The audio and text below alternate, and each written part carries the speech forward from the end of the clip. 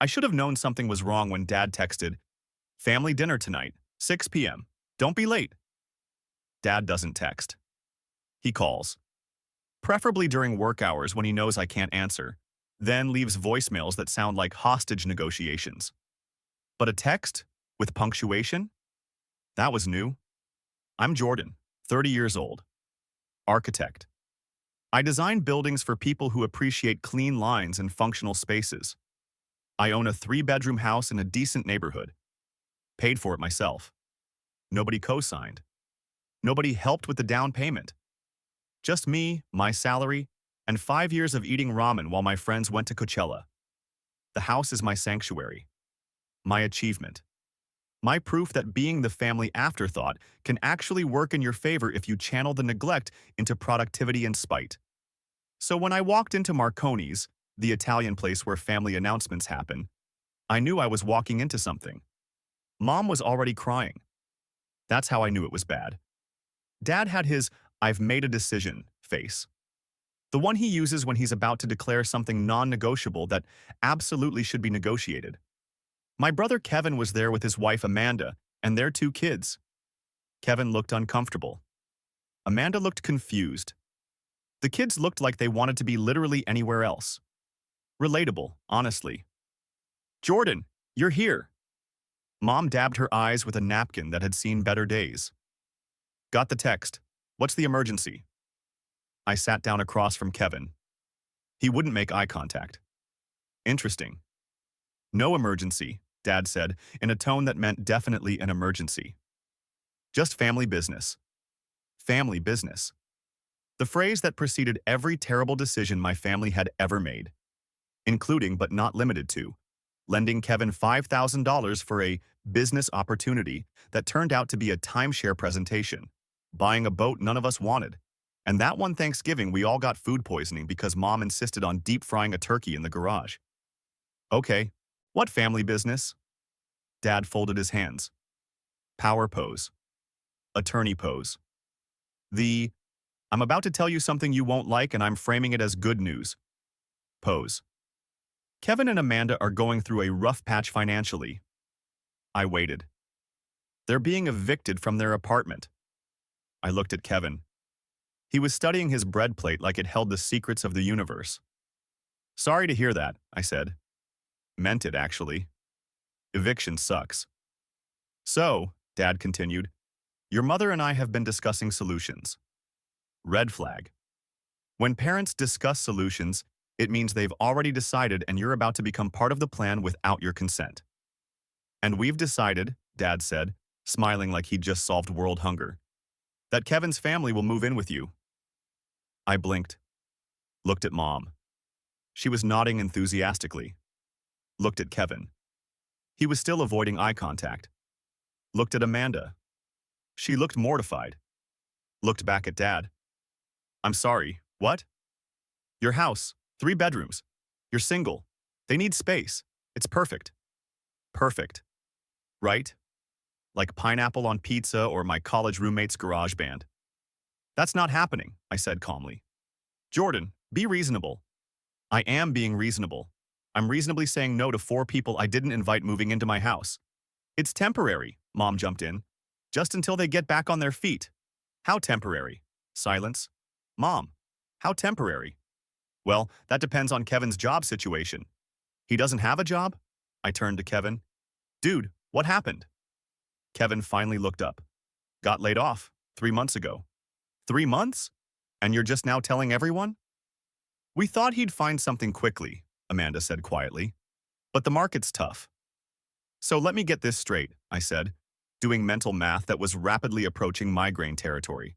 "Kevin's been unemployed for 3 months, you're being evicted, and the solution is for all 4 of you to move into my house? For an undefined period of time? You have the space."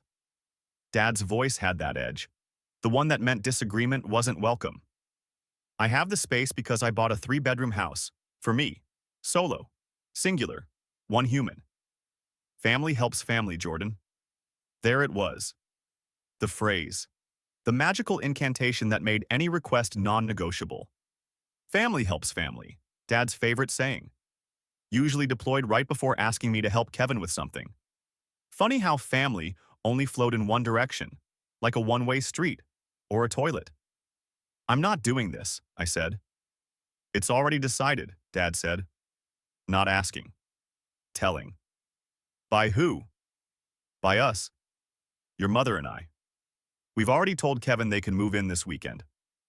I felt my eye twitch. The left one. It does that when I'm about to lose my mind, but I'm in public, so I have to keep it together. You told them they could move into my house this weekend without asking me. We're asking now. No, you're informing me. There's a difference. Mom leaned forward. Jordan, sweetheart, I know it's a lot, but they're desperate. The kids need stability. You're their uncle. Don't you want to help? I looked at the kids. 7 and 9, playing on iPads, oblivious to the fact their housing situation was being negotiated over breadsticks. I'm not a monster.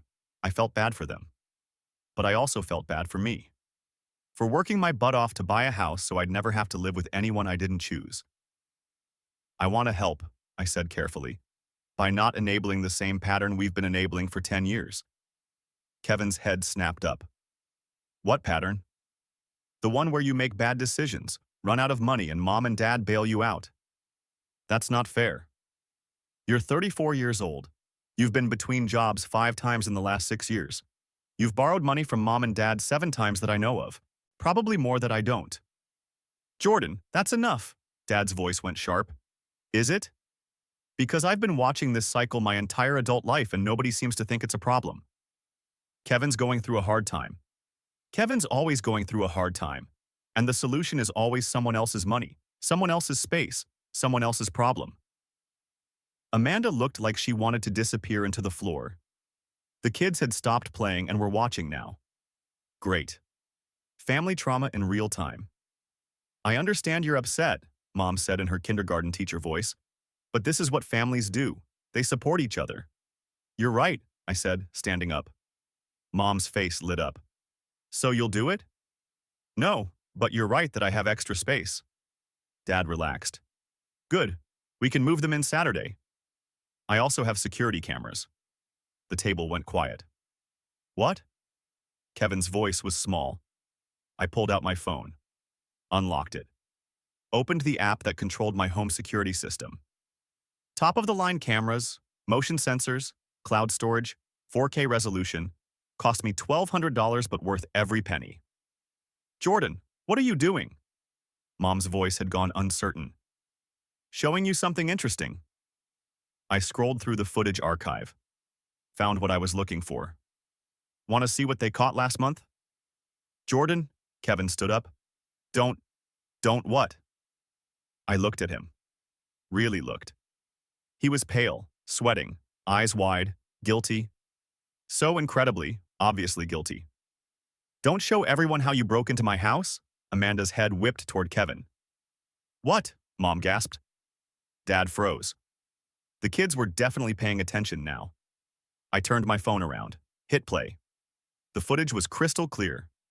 Date stamp, April 23rd. Time, 3:47 p.m., a Tuesday. I'd been at work. The video showed my front door. Then Kevin's face as he looked around nervously. Then Kevin pulling something out of his pocket. A lockpick set. Is that? Amanda couldn't finish. Lockpick set. Amazon. $29.99 with Prime shipping. 5-star reviews. Great for emergencies? I kept playing the video. This must have been Kevin's emergency. On screen, Kevin worked the lock for about 2 minutes. Then the door opened. He went inside. You broke into Jordan's house? Amanda's voice could have shattered the wine glasses. I can explain. There's more. I fast-forwarded. Showed Kevin going straight to my office, opening drawers, taking my laptop, my external hard drives, my camera equipment, all of it. Just taking my stuff. Mom's hand went to her mouth. Dad looked like he'd been slapped. Kevin was standing now, hands up. Jordan, let me explain. Explain burglary, please. I'd love to hear this. I was going to return it. Were you? I swiped to another video. Different day. Different pawn shop. Because this is you. At Mike's Pawn. On April 24th. Selling my camera gear. The video showed Kevin at the counter. Haggling. Actually haggling over the price of stolen property. Amanda stood up. Just stood there. Staring at her husband like he was a stranger. You stole from your brother? And pawned his things? We needed the money. So you robbed him? The kids started crying. Quietly. The way kids cry when they know something bad is happening, but don't understand what. Mom was crying too. Loud crying. The kind that made nearby tables look over. Dad's lawyer brain was rebooting. Jordan, this is a family matter. This is $8,000 worth of burglary. I showed him the itemized list I'd made. Laptop, $2,000. Hard drives, $800. Camera equipment, $4,000. Miscellaneous, $1,200. Total, $8,300. $8,000? Amanda looked like she might pass out. Plus emotional damages. And the cost of the security system I had to install because my own brother was robbing me. Kevin sat down hard, head in hands. I'm sorry. I'm so sorry. I needed money for rent, for the kids. I was desperate. So you committed multiple felonies? Multiple? Dad's voice was faint. I swiped through my phone. Want to see the other times? March 15th, took my power tools. February 3rd, I went through my garage. January 7th, stole my mail. I looked at Kevin. I installed the cameras in January, after I noticed things going missing. Took me 3 months to confirm it was you. The table was silent. Like funeral silent. So, I said, pocketing my phone. Still want to tell me what I'm doing with my house? Dad opened his mouth, closed it, opened it again. We need to handle this privately. Do we? Jordan, please. He's your brother. My brother who's been systematically robbing me for months. We'll pay you back? With what money? You just said Kevin's unemployed. Mom grabbed my hand across the table. Please don't involve the police. We can fix this. As a family. I looked at her. At Dad. At Kevin, who looked like he wanted to crawl under the table and die. At Amanda and the kids, who were casualties in a disaster they didn't create. You have 24 hours, I said quietly. Either Kevin turns himself in, or I file charges. Your choice. I grabbed my jacket. Where are you going? Mom asked. Home, to my house, that nobody is moving into, to review my security footage and decide exactly how many felonies to report. I walked out. Got to my car. Sat there for a minute, gripping the steering wheel, trying not to scream. My phone buzzed. Text from Kevin. Kevin. Please don't do this, Kevin. I'm begging you. Kevin, I'll pay you back. Kevin, please. I turned off my phone, drove home, to my 3-bedroom house, where the security cameras were still recording, where my brother had broken in and stolen from me, where my family thought I should just let it go. I unlocked my door, the one Kevin had picked, walked inside, the house he'd violated, made tea, sat on my couch, and waited to see what my family would choose, their golden boy's freedom, or actual consequences. I'd give you one guess which they'd pick, but you'd probably be wrong. Because in 24 hours, I was about to learn exactly how much family helps family really meant. Spoiler alert, it meant a lot less than I thought. And a lot more lawyers than I'd hoped. 24 hours is a long time when you're waiting to see if your family will choose felony charges or family loyalty. I spent it productively. Compiled all the security footage into one neat folder. Organized by date. Labeled by crime. Made a spreadsheet because I'm an architect and we love spreadsheets almost as much as we love right angles. My phone rang 14 times. I answered 0. Texts came in waves. Mom, please reconsider. Think of the children. Dad, we need to discuss this rationally. Kevin, I'll do anything, please. Amanda, I didn't know. I swear I didn't know. That last one I believed. Amanda looked genuinely horrified at dinner. The kind of horror you can't fake unless you're a really good actress, and Amanda worked in dental billing. Not a lot of acting required there. I texted her back. I know, this isn't about you. She responded immediately. I'm taking the kids to my parents. I need time to think. Good for her. The deadline hit at 6 p.m. the next day. Tuesday. I was home, waiting. At 6:01, my doorbell rang. I checked the security camera feed. Dad. Alone. I opened the door. Where's Kevin? Can I come in? Where's Kevin, Dad? He sighed. The heavy kind. I'm about to disappoint you, but I'm going to make it sound reasonable kind. He's at home, with your mother. So he didn't turn himself in? Jordan, be reasonable. I was reasonable. I gave him 24 hours. Time's up.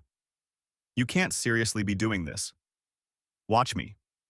I pulled out my phone, started dialing. Wait. Dad grabbed my arm. Just wait, let me talk to you. You have 2 minutes. He came inside, stood in my living room like he didn't know what to do with his hands. My dad, the attorney, the guy who argued for a living, suddenly speechless. Kevin made a mistake, he finally said. Multiple mistakes, plural, over 4 months. He was desperate. So he committed burglary. That's not desperation, that's crime. You're going to destroy his life over this? I laughed. Couldn't help it. I'm going to destroy his life? Dad, he destroyed his own life. I'm just documenting it. He has children. He should have thought of that before breaking into my house. Jordan, please. Dad's voice cracked. Actually cracked. He's your brother. He's a thief. He's family. There it was again. The magic word. Family. Like it was a get-out-of-jail-free card. Literally. You know what's funny? I said. When I needed help with my down payment 4 years ago, you said I should stand on my own 2 feet. Remember that? Dad looked uncomfortable. When I asked for a loan to buy my first work truck, you said adults don't borrow from their parents. That was different. How? How is it different? Kevin's struggling. I was struggling. I was 26, broke, trying to start my career. And you told me to figure it out myself. You were always more capable. So I get punished for being competent? Kevin gets rewarded for being a disaster? Silence. Your 2 minutes are up, I said. Leave. Jordan, get out of my house before I call the police for trespassing too. He left. I watched him drive away on my security cameras. Then I made the call. Police non-emergency line, how can I help you? Hi, I'd like to report a burglary. The officer who took my statement was named Rodriguez. Mid-40s. Tired eyes. The look of someone who'd seen everything and was mildly surprised to see something new. So, let me get this straight, she said, reviewing my report. Your brother broke into your house. Multiple times. You have video evidence. And your family wants you to… What? Just forget about it? They wanted me to let him and his family move in, actually. She looked up from her notepad. I'm sorry, what? At dinner, where I showed them the footage, they'd already decided his family would move into my house, without asking me. The house he burglarized. That's the one. She set down her pen. Mr. Morrison, I've been doing this job for 17 years. This is a new level of audacity. My family's very special. Clearly. She pulled up the video files I'd sent. Watched Kevin pick my lock. This is very clear footage. 4K resolution, worth every penny. And he sold the items at Mike's Pawn? Yep, I have that footage too. Plus the receipt they gave me when I bought my own camera gear back. You bought back your stolen property? Seemed easier than waiting for the legal system, no offense. None taken. Smart, actually. She made notes. Total value of stolen property? $8,300. Itemized list is in the file. This is very organized. I'm an architect. We're organized or we're unemployed. She almost smiled. Mr. Morrison, I have to ask, are you sure you want to press charges? This is your brother. It's going to get ugly. Officer Rodriguez, it's already ugly. I'm just making it official. Fair enough. She closed her notepad. We'll investigate. Given the video evidence, this should move pretty quickly. Expect an arrest within the week. Thank you. One more thing. Does your brother know you filed this report? Not yet. You might want to let your family know before we show up. I'll think about it. I didn't think about it. 3 days later, they showed up anyway. I was at work when Kevin texted me a photo. Him, in handcuffs, at our parents' house. Kevin. Happy now? I showed my assistant. My brother just got arrested for robbing me and he's asking if I'm happy about it. She looked at the photo. Are you? I'm something. Not sure happy is the word. Satisfied? Getting warmer. Kevin was charged with burglary, theft, and receiving stolen property. Bail was set at $15,000.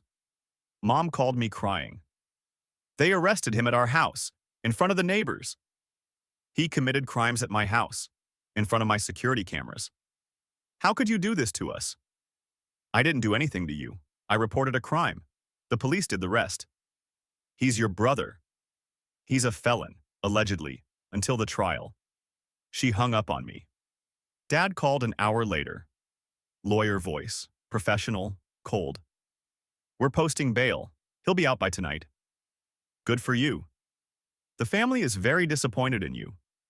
Which family? The one that forgot my birthday 3 years running? Or the one that wanted me to house my burglar? You're being vindictive. I'm being consistent. I said I'd report it if he didn't turn himself in. He didn't. I did. Everyone got what they chose. This will destroy his chances of employment. He didn't have employment. He's been unemployed for 3 months, remember? That's why he was robbing me. You know what I mean. I do, and I don't care. Actions have consequences, even for Kevin. When did you become so cold? Around the time my brother broke into my house and my parents told me to get over it. I hung up. My phone immediately rang again. Different number. I answered. Jordan, it's Amanda. Hey, you okay? No, but that's not why I'm calling. She sounded exhausted. I wanted to apologize, for Kevin, for everything. You didn't know. I should have known. The signs were there, I didn't want to see them. That's not your fault. I'm filing for divorce. I wasn't surprised. I'm sorry. Don't be. You did me a favor. The kids and I are staying with my parents. I talked to a lawyer. Given Kevin's arrest, I should get full custody easily. Good. The kids don't need to be around this. They ask about you. They like you. I like them too. Can they still see you? I know that's weird to ask, but you're their uncle, and you're honestly the most stable adult in this whole mess. Yeah, of course. Bring them by sometime. I'll teach them about security systems. She laughed. Tired laugh. Maybe save that for when they're older. Fair. We hung up. That night, I got an email from the prosecutor's office. Kevin had taken a plea deal. Guilty plea in exchange for probation instead of jail time. 18 months probation. 500 hours community service. Full restitution of $8,300 plus court costs. Fees. Probation fees. Total, about $12,000. On top of the bail money my parents had posted. On top of whatever Amanda's divorce would cost. Kevin had sold my camera gear for $800, and it was about to cost him everything. I forwarded the email to my parents. No message, just the facts. Mom called immediately. Are you satisfied now? I'm not satisfied or unsatisfied. I'm just informed. He has a record now, a criminal record. He committed crimes. That's how records work. You've ruined his life. No, Mom, he ruined his life. I just refuse to be collateral damage. Family forgives. Family also doesn't commit burglary, but here we are. I don't even know who you are anymore. I'm the son whose house got broken into, the one you told to give his burglar free housing, the one you're mad at instead of the actual criminal. I'm exactly who I've always been. You're just finally paying attention. She was crying. Full sobs. We're done. Do you hear me? We're done. Okay. Don't call us. Don't visit. You're not welcome here anymore. Noted. I mean it, Jordan. I know you do. Goodbye, Mom. I hung up, sat there for a minute, waited to feel something. Sadness, regret, guilt. Nothing came, just relief. Relief that I didn't have to pretend anymore. Didn't have to show up to dinners where I was invisible. Didn't have to help Kevin out of disasters he created. Didn't have to hear about family from people who only used the word when they needed something. I was done, and it felt good. My phone buzzed. Text from Sarah, my cousin, the only family member with functioning brain cells. Sarah.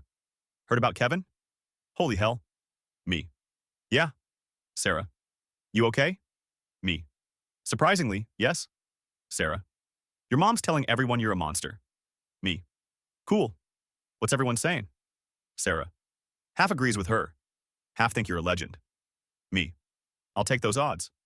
Sarah. For what it's worth? Team legend here. Me. Thanks, Sarah. Sarah. Thank you.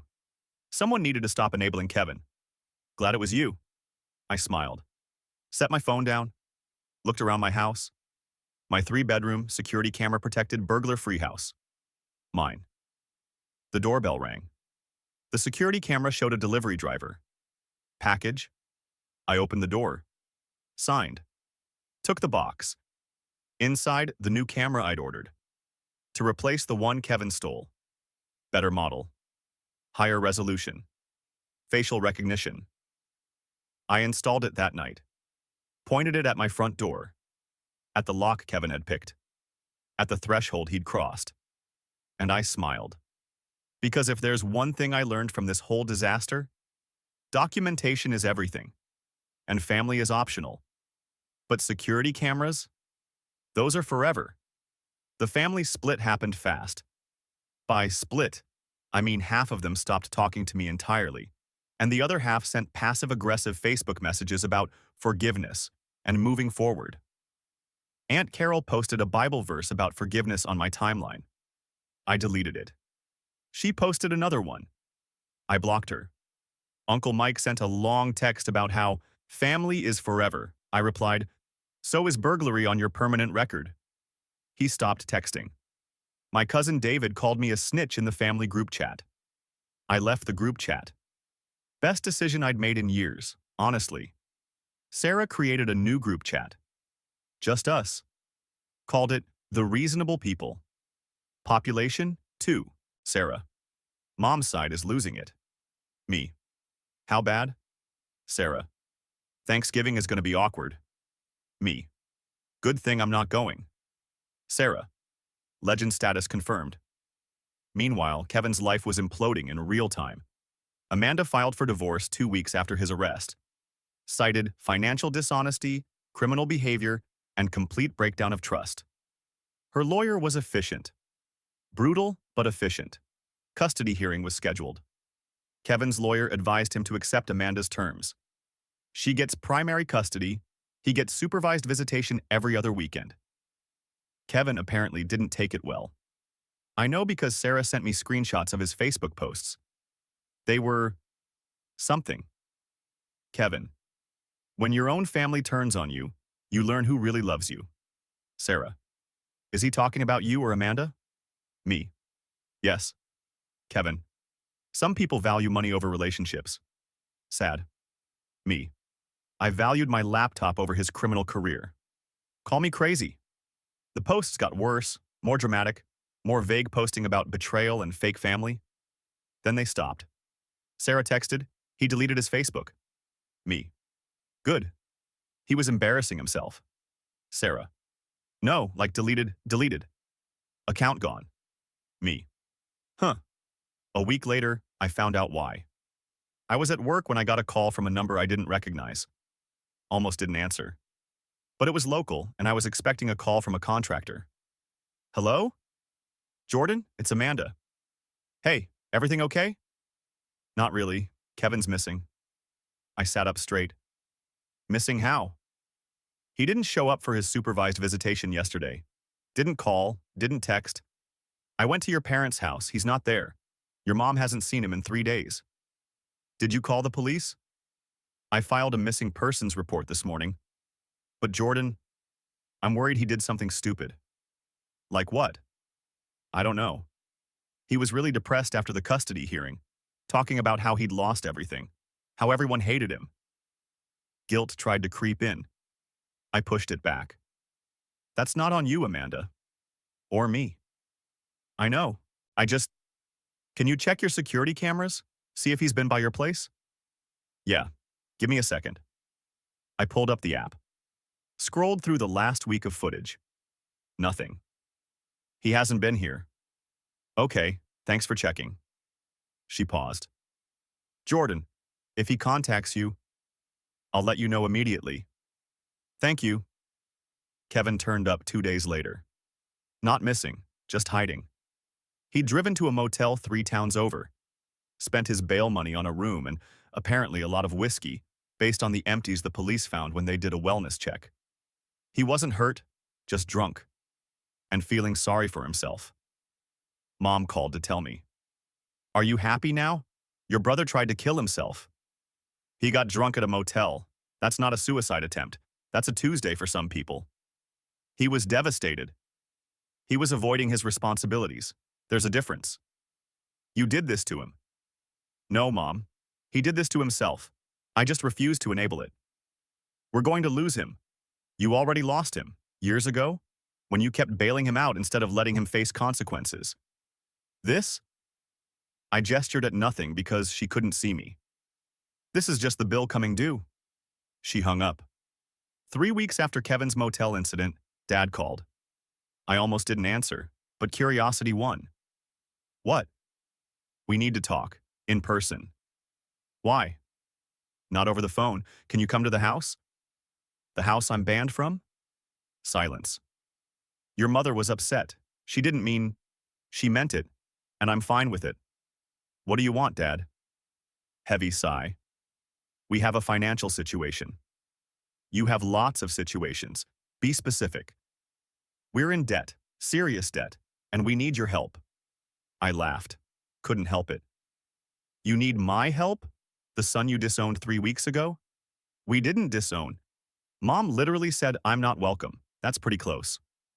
Jordan, please, this is serious. How serious? Come to the house, we'll explain everything. Against my better judgment, I went. The house looked the same. Suburban. Well-maintained. The picture of middle-class stability. Lies, apparently. Mom answered the door. Eyes red. She'd been crying. Shocking. Jordan, thank you for coming. Dad said it was important. She led me to the kitchen. Dad was at the table. Papers spread everywhere. Financial statements, bank records, loan documents. I sat down. Talk. Dad slid a paper toward me. We took out a loan 2 years ago, $40,000. I looked at the document. Home equity line of credit, 8% interest. Payments, $650 monthly. For what? Kevin's debts. Of course. He had gambling debts, $20,000. We paid them off. Then he needed help with his business. What business? The one that didn't work out. We gave him another $20 for startup costs. Let me guess. There was no business. Dad's face confirmed it. So you loaned Kevin $40,000 for fake business and real gambling debts, and now you can't pay it back. We've been making payments, but with the bail money, we had to pull from savings. How much was bail? $15,000. I did the math. So you're $55,000 in debt because of Kevin. We're behind on the loan payments. 3 months. The bank is threatening foreclosure. I stared at them. My parents. Who'd chosen Kevin's disasters over their own financial security. And you want me to bail you out? We're not asking for a handout. What are you asking for? Mom jumped in. A loan. Just enough to catch up on payments. We'll pay you back. With what money? You're both retired. You have fixed income. How exactly are you paying back a loan while also paying back the bank? Silence. You're not asking for a loan. You're asking for a gift. You want me to give you money you'll never repay. We're family, Mom's voice cracked. Right, family. The thing you said I wasn't part of 3 weeks ago. I was upset. You were honest. And now you need money, so suddenly I'm family again. Convenient. Dad tried his lawyer voice. Jordan, be reasonable. This is our home. We could lose it. You could have not taken out a loan for Kevin. He was desperate. He's always desperate. That's the point. He creates disasters and you pay for them, every single time. And now you're about to lose your house because you can't stop. What do you want us to do? Mom was crying full force now. I want you to let him fail. Stop saving him. Stop enabling him. Let him hit rock bottom so maybe he'll figure out how to stand up on his own. He's our son. So am I. But you never loaned me $40,000. You told me to figure it out myself. You were capable. Stop saying that. I stood up. Stop punishing me for being competent. Stop rewarding him for being a disaster. You created this. You made him dependent. And now you're losing your house because of it? Dad slumped. So you won't help? No? Not even a little? Not even $1? Mom stood up. Then get out. Get out of my house. Gladly, I grabbed my keys. Good luck with the foreclosure. I left, got to my car, hands shaking. Not from guilt, from anger. Anger that they'd learned nothing. That Kevin was still the priority. That they'd rather lose their house than admit they'd failed him. My phone buzzed. Sarah. Sarah. Heard Mom yelling from my car. You okay? Me. She was there? Sarah. Parked down the street. Wanted backup in case it got bad. Me. It got bad. Sarah. Need to talk? Me. Yeah. Coffee? Sarah. Already ordered yours. See you in 10. I drove to the coffee shop. Sarah was waiting. 2 drinks. 1 brownie we'd split. They asked for money, I said. How much? Didn't give specifics, but they're behind on a $40,000 loan they took out for Kevin. Jesus. Plus 15 in bail money. They're about to lose the house. And they wanted you to save them. Yep. What did you say? No. Sarah raised her coffee. To boundaries. To boundaries. We clinked cups. You know they're going to make you the villain, right? She said. They already have. It's going to get worse. Let it. And it did. The family gossip chain lit up. I wasn't in it, but Sarah kept me posted. Mom told everyone I refused to help them keep their house, painted me as cruel, heartless, vindictive. She left out the part about the $40,000 they'd given Kevin. Half the family believed her version, said I was cold, said family should help family. The other half asked questions. Did the math.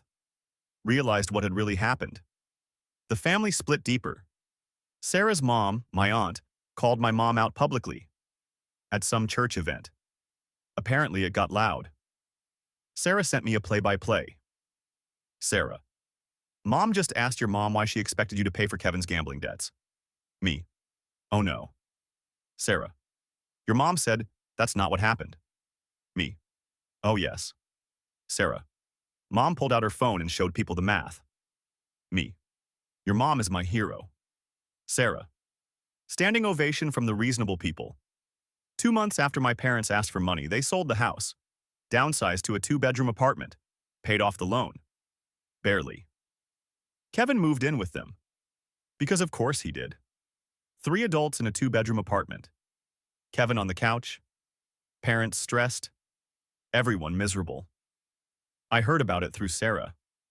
It's a disaster, she reported. Kevin's not working, just playing video games. Your parents are supporting him financially. Again. Shocking. The kids haven't seen him in weeks. He missed 2 supervised visits. Amanda must be thrilled. She's filing for full custody, no visitation. Good. I felt nothing about any of it. No satisfaction, no guilt, no vindication, just nothing. They'd made their choices. I'd made mine. And I was sleeping fine. In my 3-bedroom house, with my security cameras, and my boundaries, exactly where I belonged. 6 months later, I was living my best life.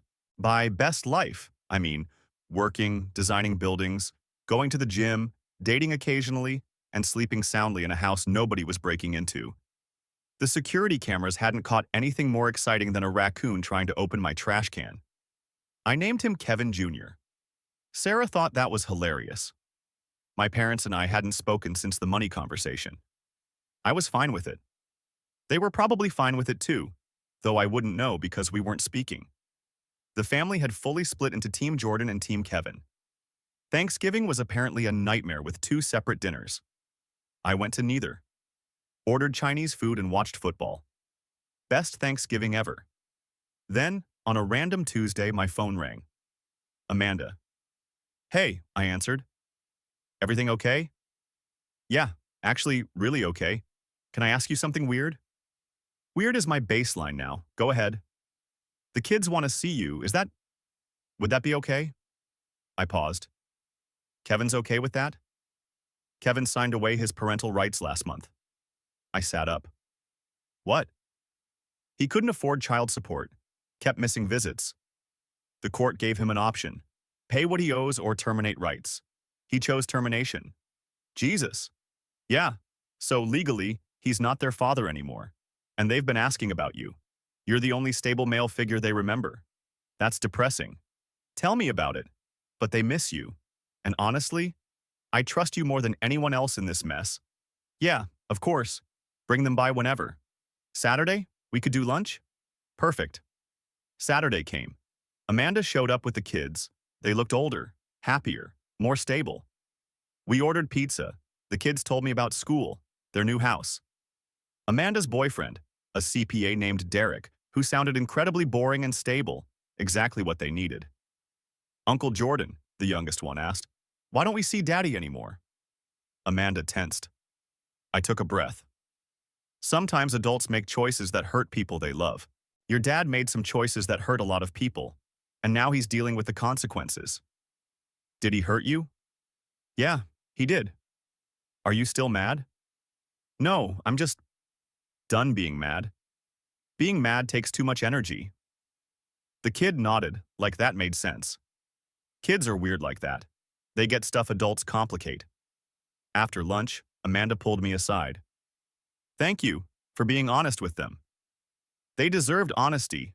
They've had enough lies. Your parents ask about you, through my mom. What do they say? That they miss you, that they were wrong, that they want to apologize. They have my number. I know, I think they're ashamed. Good. Shame is educational. She smiled sadly. You're doing okay, aren't you? Yeah, I really am. I'm glad. You deserve it. After they left, I sat on my porch. Sun setting. Quiet neighborhood. My house. My space. My peace. My phone buzzed. Email notification. Subject. From Dad. I almost deleted it. But curiosity won. Jordan, I'm not asking for forgiveness. I know we're past that. But I wanted you to know that your mother and I are in counseling, financial counseling, and regular counseling. We're learning a lot, mostly about how badly we failed you. And Kevin. We enabled him until he couldn't function without us. And we ignored you until you didn't need us. You were right. About everything. Kevin's living with us. Not working. Not trying. We told him last week he has 30 days to find a job or he's out. It's the hardest thing we've ever done. The counselor says we're finally setting boundaries. Apparently, you've been doing that for years. Smart kid. I don't expect a response. Just wanted you to know we're trying. Finally. Dad, I read it twice. Felt something. Not forgiveness. Not reconciliation. Just acknowledgement that they were finally seeing reality. I didn't respond. A month later, Sarah texted, Kevin moved out. Got a studio apartment and a job at Home Depot. Me. Good for him. Sarah. You're not going to gloat? Me. Why? I'm not invested in his failure or his success anymore. Sarah. Character growth. I'm impressed. Me. I'm tired. There's a difference. 2 months after that, I ran into Mom at the grocery store. We both froze, stared at each other across the produce section like Western gunfighters. She looked older, tired, smaller somehow. Jordan. Mom. Silence. You look good, she said. Thanks. You too. Lie, but polite lie. How's the house? Good, secure. No break-ins lately. She flinched. I deserve that. Yeah. Can we talk? Not now, but sometime? I thought about it. Really thought about it. Maybe, eventually, but not yet. She nodded. That's fair. Mom? Yeah? Is Kevin really working? He is. Home Depot, full time. He hates it, but he's showing up. Good. He asks about you sometimes. Tell him I'm fine, and tell him if he ever comes near my house again, the cameras are still recording. She almost smiled. I will. We parted ways, went to our respective checkouts, separate lives. That night, I updated my security system. Not because I needed to, just because I could. Added 2 more cameras, better night vision, facial recognition software that would alert me if Kevin, or anyone from my family, came within 50 feet of my property. Overkill? Maybe. Satisfying? Absolutely. Sarah came over for dinner, brought wine. We sat on my porch. Your mom told my mom she saw you. Yeah, produced section ambush. How was it? Weird, civil, brief. You going to reconcile? Eventually, maybe, on my terms, with boundaries so thick you could build a house with them. Speaking of houses, she gestured around. You ever think about selling? Getting something bigger? Nope. This place is perfect. 3 bedrooms for one person? 1 bedroom for me, 1 for an office, 1 for guests who respect boundaries and don't commit felonies. She laughed. So just me. Pretty much, we clinked glasses. To surviving family, she said. To choosing family, I corrected. Even better. A year after the dinner that started it all, I got a card in the mail. From Kevin. I almost threw it away, but I opened it. Inside, a simple note. I'm sorry for everything. I don't expect forgiveness. I don't deserve it. But I wanted you to know I'm trying to be better. One day at a time. The kids are happy. Amanda's happy. That's what matters. I hope you're happy too. You deserve it more than anyone. Kevin. I read it once. Put it in a drawer. Didn't respond.